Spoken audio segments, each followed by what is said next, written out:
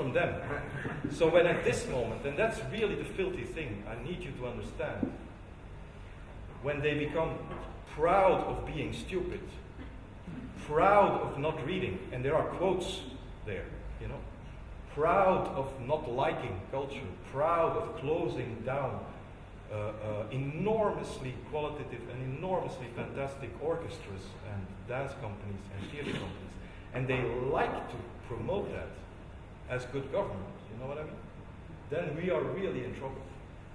We are the first to be in trouble because we're sitting next to the factory, but you're in the same air, so it's the same neoliberal revolution, proud to treat everything through the goggles of entrepreneurship. So what Simon said before, so everything is treated through those parameters, economic parameters. There's this short quote by Coetzee about universities, which is the same thing. It was always a bit of a lie that universities were self-governing institutions. Nevertheless, what universities suffered during the 1980s and 90s was pretty shameful, as under threat of having their funding cut, they allowed themselves to be turned into business enterprises, in which professors who had previously carried on their inquiries in sovereign freedom were transformed into harried employees, required to fulfill quotas under the scrutiny of professional managers. Whether the old powers of the professoriate will ever be restored is much to be doubted. That's what Coetzee says about universities. But that's actually what is going on at this moment with the whole vulnerable part of our society. Talking about education, talking about handicapped people, talking about homeless people, talking about unemployed, talking about culture.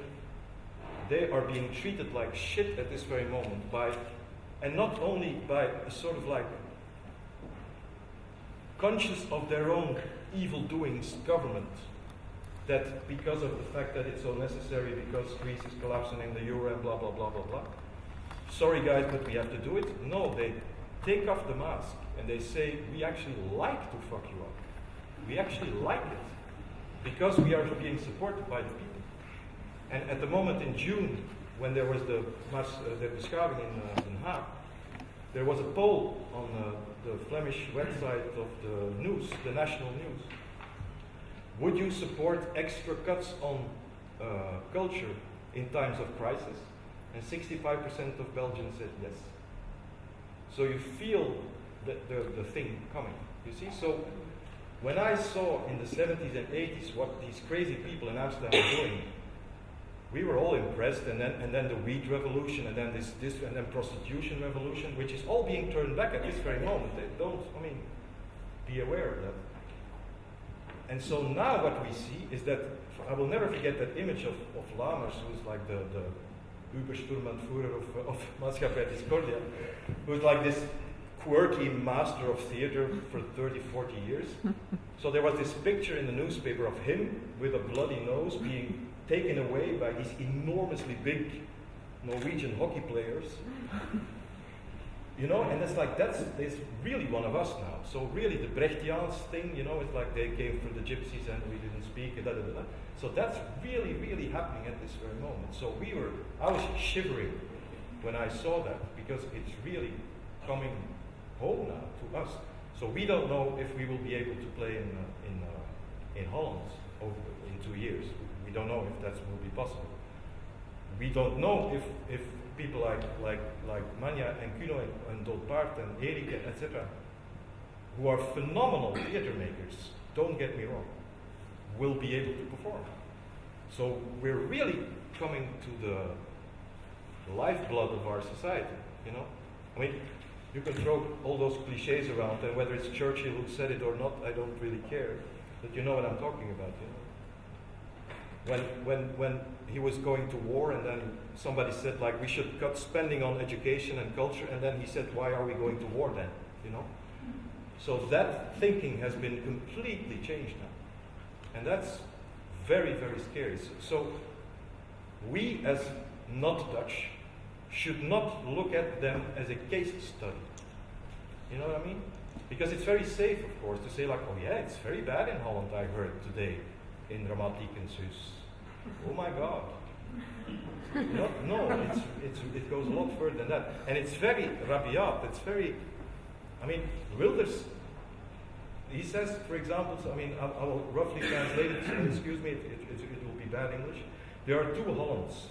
On the one side, our elite with her so-called ideals of a multicultural society, enormous taxes, demented climate hysteria, unstoppable Islamization, the Brussels superstate, senseless third world help, and enormous amounts of money given to the pina colada mafia on the Netherlands Antilles.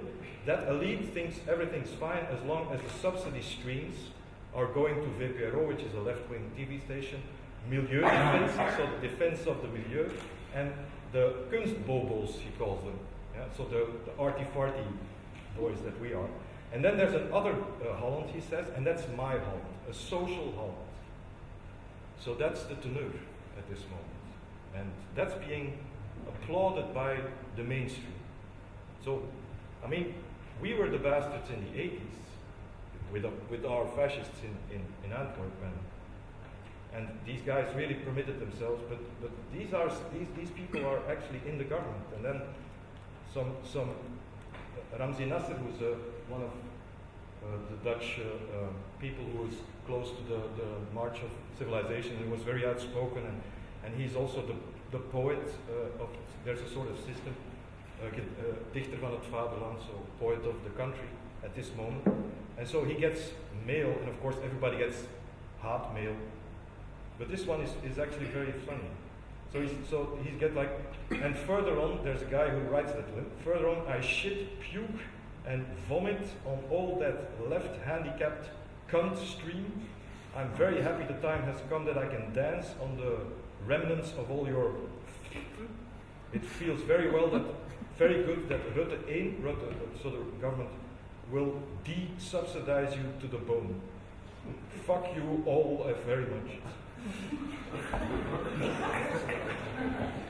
That's what it says. So, I mean, if they do something, they do it radical. And now they radically go for like, we're the new assholes and we're proud of it. So we really need to get our shit together and stop this neoliberal discourse, because it is high time. That's one of the things that I really learned, and that's the last thing I say, is that 10 years ago we should have stopped them. You know, so they sneaked in our discourse. So they changed words like artist in is artistic entrepreneur, and they changed them very, very slowly. And then now, bam, they take it, and we are there standing there, impotent, shouting a bit amongst ourselves. And then we choose for ourselves, of course, because why didn't the boycott work? Didn't work. Why didn't the? Yeah?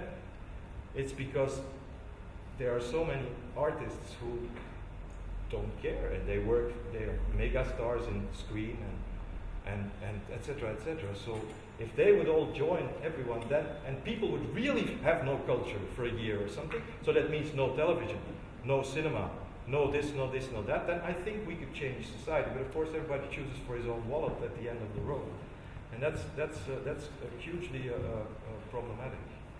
And that's, I think, what we need to do, is make people realize that A, the country is going to lose money by cutting this. This is mathematically proven. And B, by acknowledging and not by despising the enormous importance of all the arts and of course of all the other weaker parts of our society, be it education, etc. etc. Thank you.